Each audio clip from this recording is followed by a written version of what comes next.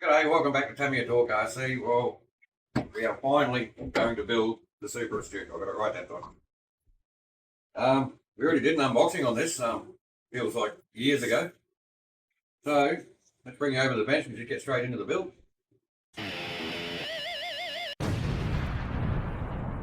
Alright, so we're pretty well right to go. First of all, let's go through what we're actually installing in the car to get it actually running. So we bought this shorty servo. Never used one of these before.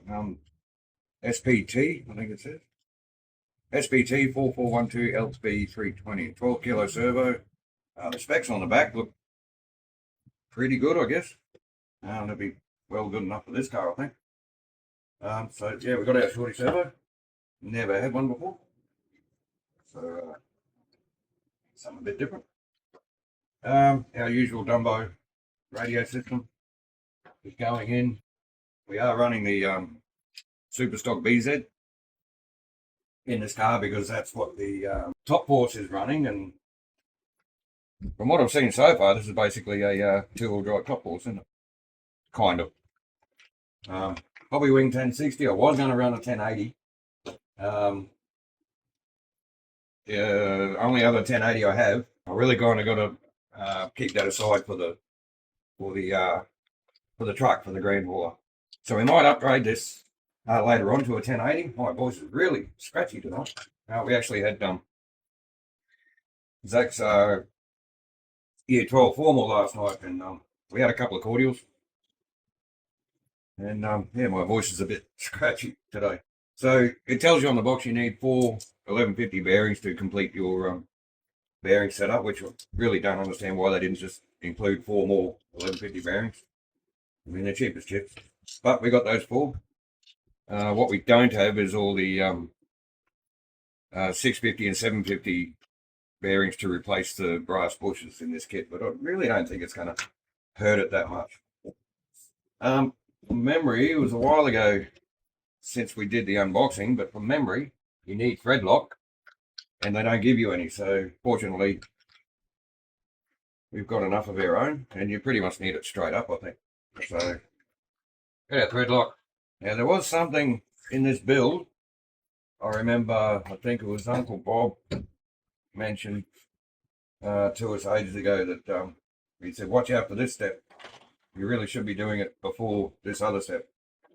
And for the life of me, I can't remember what it was. Went back through some videos and we couldn't find the comment. And so I guess we're just going to have to find out what it is the hard way, just like everybody else is. Right. I think we're almost ready to build. Zach's just about got past for step 2. Good to go. Probably should get our toolkit ready. We're actually sharing the manual this time because the new bench set up. Zach's on the left-hand side now and sorting out all the parts. He's got plenty of room over there for that. And I'm at the usual building spot. So, this being a foreign kit to me, I'm really going to have to concentrate on what I'm doing. So, as I'm trying to concentrate, I'll try and talk to you guys at the same time. So this is going to be one of our series builds. Don't know how many episodes it's going to be, how many videos. We'll try not to make it drag on for too long. So straight up, this is interesting. We have a what they call a press nut that has to go into this reinforced piece here. It'll be really interesting to see if it actually does. And it's not telling you to thread lock that. It's not telling you to thread lock anything in the first step or the second step. But it is telling you to thread lock screws that attach a bulkhead to the chassis plate. So, should we thread lock these? Hands up. Hands up, yes. Hands up for no. Yes, we're going to thread lock. Alright, so Zach has applied thread lock for me. So this where are we?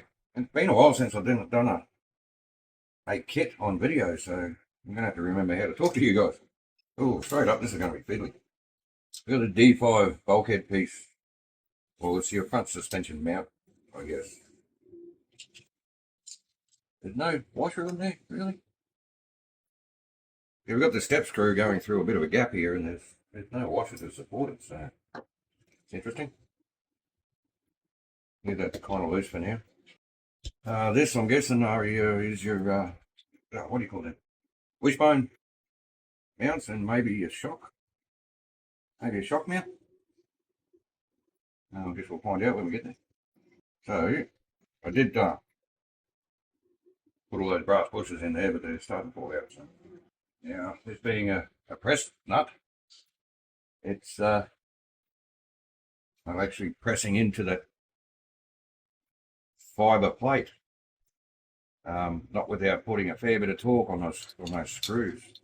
So, and it doesn't say anything in relation to pressing the nut into that front damper stay first or not. It says nothing about it. I'm putting a fair bit of torque on that, kind of going in there. I'm going to leave it at that. If we get to it later in the build and they need to be further in there, then we'll come back and do that. All right, so these are ball connectors, which are for your top or your upper wishbone. There's my trusty rag. Yeah, as I was saying before, this is going to be a build series on this car. And they go through those holes, yep.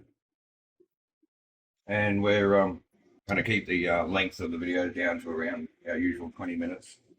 So that you guys don't get bored, we don't get bored, nobody gets bored, and turns off and goes and starts watching Talbot or something. So, step 2 complete. We've got our ball connectors in, our bushes are sitting in there. If you turn it up one way or another, they will fall out, so be careful with that. So straight up in step 3, we need our chassis plate. And it says to note direction. So I guess if you put it on backwards, the car will run in reverse. I think what they mean is one side is countersunk, the other side is not, so the countersunk side has to go on the bottom. And Zach's giving me parts for step 3. Not a lot of, this is reminiscent of the Top Horse. Seems to be, so far anyway, seems to be a lot of steps with very little parts involved in each step. So that'll probably save a lot of confusion. And I hate how they do this. They give you a, am I in shot there? I can't see. The camera's taller than me in this video, so I can't just look at the viewfinder and see what's going on. So the servo mount, they countersink the set hole and the sliding hole or the elongated hole. They never countersink that. I'm guessing that's a more expensive operation in their CNC process, because all the rest would just be drilled and then countersink, and that's it. Nice and simple. This would have to be a chamfer tool running around the actual slot itself. So I can see why they don't do it, but you got all these lovely flat screws in there with the countersunk holes, and then you got this one screw sticking out. Sore thumb. Right, stop whinging. Where was it? I think you finished. Right, so we need in, yeah, he's already thread locked in. Good lad, thank you. So these press nuts will press into the plastic, into the G4 part. And also this part. Now, question is, let's just, oh yeah, we got little locators there for that G4 to sit in there, and those 4 press nuts will just go in those 4 holes there. And then our 4 countersunk screws. People call these flathead screws. They're not flathead screws. Just because the top of the head is flat, they're not a flathead screw. They're a countersunk screw. I had a box of screws here before. I could have shown you a flathead screw. Not that any of that matters in the whole scheme of things, I guess. But yeah, the countersunk screw. It's actually very important if you go to buy them, because if you ask the fastener shop for flathead screws, you will get flathead screws, and he will ask you, yeah, what sort of flathead screws, and blah blah blah, all these sort of stuff. lovely questions that they ask you on a Friday afternoon when they just want to go home. So this goes on to our chassis, thusly, by the looks of that. So where have we got? What have we got? We've got short ones up the front, 3x8s up the front, 3x12s up the rear. So this is going to be, we'll take that off first. So we'll do the 3x8s first up the front, so that I don't have too many things falling out and all over the place, which I already have. And why can't I get in there with my finger? Once this tightens up, this should pull this nut into the plastic. So I picked up the thread there, so I'm just going to leave it loose until I get this next one in. It's those two, and we'll get these. There's nothing else that needs to happen first. Nothing that gets put in there. No, must be it. Alrighty, I'll just hold them there like that. Back in the 3x12s, crank them up. Those press nuts are pulling into the plastic somewhat. They must be doing something because they're not turning on the plastic, so they must be ripping in there like they're supposed to be. I'm just getting rid of all this excess thread lock. I know this thread lock doesn't technically eat plastic, but it's probably good practice to get rid of it. So still says it may damage the plastic in the may damage the plastic. Yeah, they're just covering their ass here. So that was step 3. So like I said, lots of steps, not many parts in each step, and you really got to be careful not to lose these bushes out of your bulkhead. So what do we got going on here? Oh, we don't even need this. Right. Upright holders. You can call them whatever you want, I guess. Kingpins. Let's go with kingpins. Right. So here we have a whole bunch of bronze bushes going in there, and what size are they? 730. So I don't even know if you get 730 bearings. I guess you could. Everything I've seen and heard about this car, it runs perfectly fine as it is with these sintered bushes. So we're just going to leave them in there. I do remember the top fours we did use 850 bearings in the steering in that car, which we're not going to do in this one, mainly because I've got to buy them. Did you thread lock these ones too? Yes, you did. Feel good to me. Right, so this top, do note your direction, which way these kingpins are actually facing. So our screw will come in from this side, and our ball connector. There is our right hand side. Rinse and repeat. Do the same thing to the left. And we're on to step 5, which is assembling front lower arms. Shouldn't they be the upper arms? That's interesting. Yeah, look.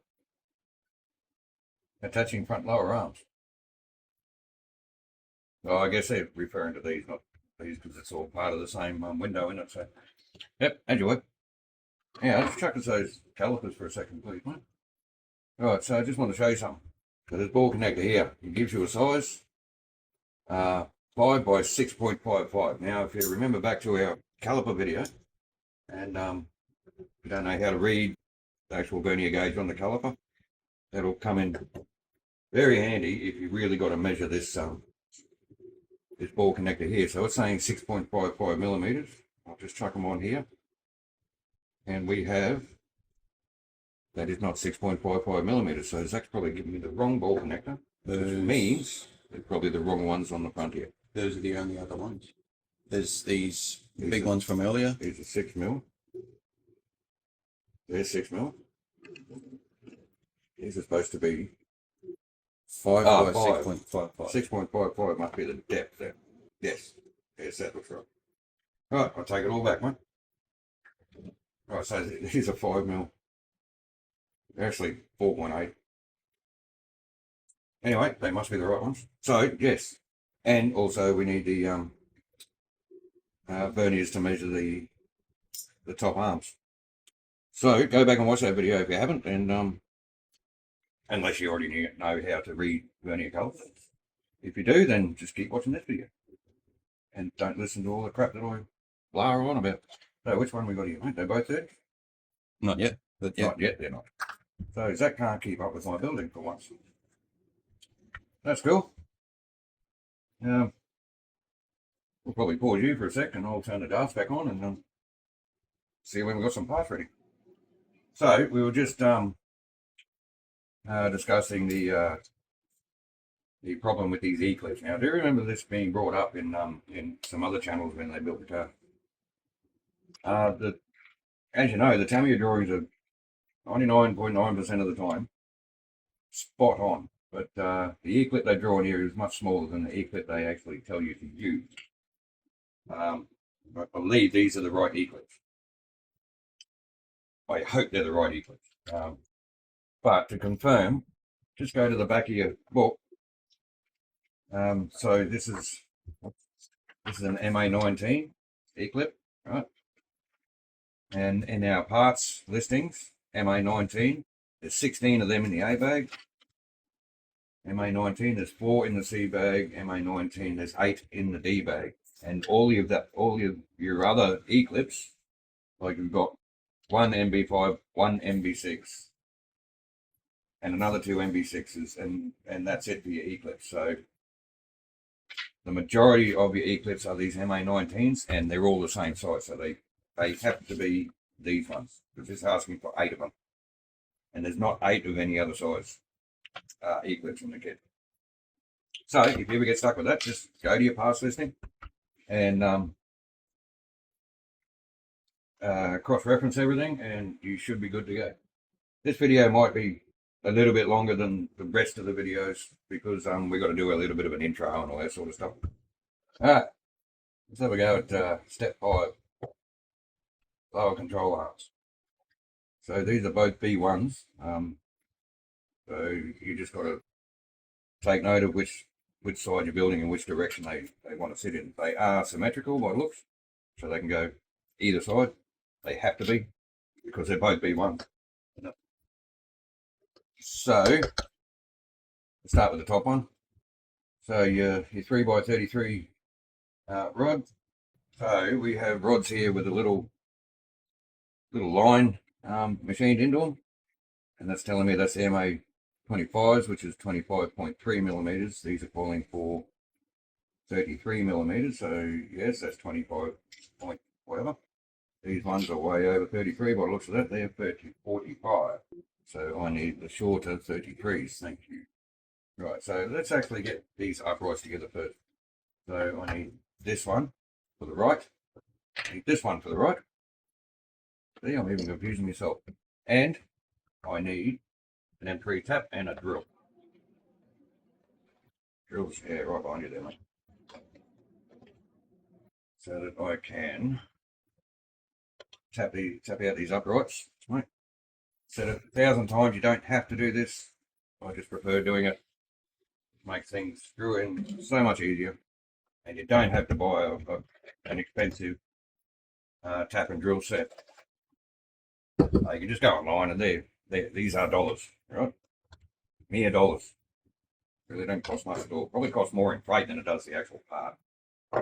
So they're tapped out. I can install our ball screws for MA33, MA34. Right, so MA33 is the A. This is why I didn't want Zach to cut these little tabs off. Little tabs on there, so that's B, so this one must be A. But if they were to be cut off, you'd have to really have a good look and see if they're symmetrical. Maybe even have to take some measurements. And they are not symmetrical, so I'll probably keep those tabs on until they're installed, and then you can cut them off. So that's the A. So we need to screw this in from the top. Look how easy that goes in now that we've tapped that hole out. Wind her in, and then you can just nip it up Again, once it stops, just pull up, and that's it. And we can install our rod, which I am going to put an E-clip on first. And you watch to see these things fly all over the room. I mean, there must be more E-clips in this kit than a bloody 114 truck, I reckon. Right, so that's our upright, that's our kingpin. Didn't know that, and now the hard part, we've got to put this kind of looks like Boba Fett in the right light. The way they're shaped, they're a strange looking E-clip. And I need my, it's so nice having these tools hanging up on the wall here like this. You just reach over, grab it, reach over, put it back. Let's put it in there. Now we're going to do the same thing with these. Install an E-clip first. Which makes it easier to install everything else. First one I'll just do on the edge of the bench. And we need a O-ring as well on either side. And I have heard from some of the other channels, this suspension system is really, really smooth. And it's not calling for any grease, which is interesting. I wonder if we should grease it up. It's saying not to, so it doesn't say not to, it doesn't tell you to do it. Well, we'll see how it goes. And once we get these two uprights done, and maybe even installed onto the car, that's going to be the end of part one of the Super Astute build. And it might even be the end of, not the build, but we might stop building after this bit here, because one bad thing about this new hobby room, it is summer at the moment, and the sun is always on that side of the house, and all along that side of this room are just big, huge windows. So from about 9 o'clock in the morning, this room cops all the heat of the house, and there's no insulation, there's no air conditioning. We've got fans hanging around everywhere. It does get pretty warm in here, so we'll probably end up finishing step 5 and just head out for a minute and wait for it to cool down, and then we can come back and keep building. So step 6, we're going to get these control arms onto the chassis and bid you adieu for this video. So no O-rings in here. No, we had O-rings in these kingpin setups. Pretty good. Now, hey, let's read ahead a little bit. Okay, so we've got a 3x12 grub screw screwing into this plastic portion here. So, I put them on the chassis. I am going to tap them out with my M3 tab. Okay, so much later on in the manual, step 34, you need to put these screws in to mount the rear of the shocks. So the screw goes straight through the outer portion there, but the inside needs to be tapped. And they're calling for the middle hole on this one. I'm going to do that. I don't ask you to tap the hole, but again, I just like doing. So that's something we don't have to worry about later on. All right, let's go way back to. We couldn't even find the step. We went through the book about 400 times, and where's the step where you put the punch off? Okay, back to step 6. Let's get them mounted onto the chassis. So which side do we want? We'll go this side. Ew. Okay, so I'm going to have a bit of a think about this. How hard is it going to be to get this E-clip into this end? So maybe that's what Bob was saying. Install the arms on the bulkhead before you install them onto the chassis. That would have been a good idea. Because you can't get that rod in from this side. And I can already see it's going to be a bit of a pain getting your E-clip in on this side. But we're going to give it a go.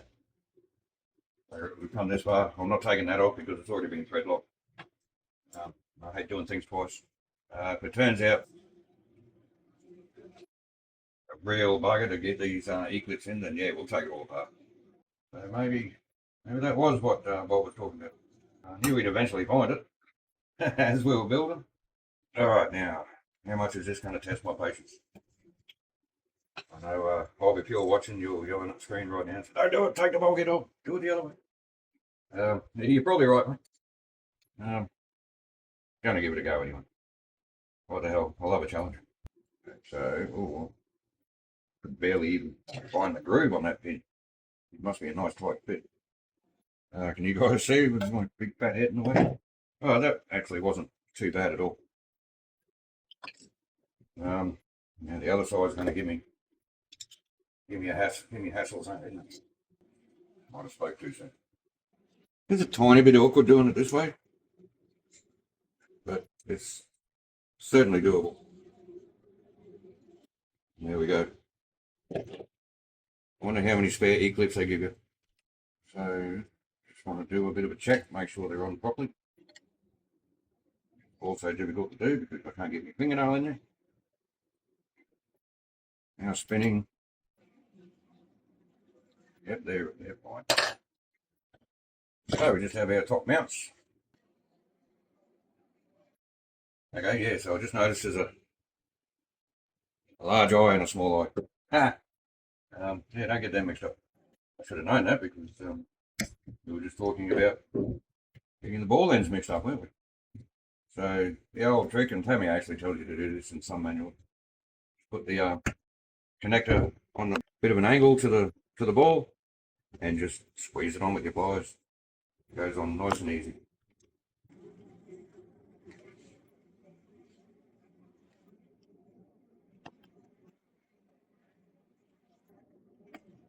Alright, so check out the suspension travel on that, and look at that, there's absolutely no camber gain at all. You see that?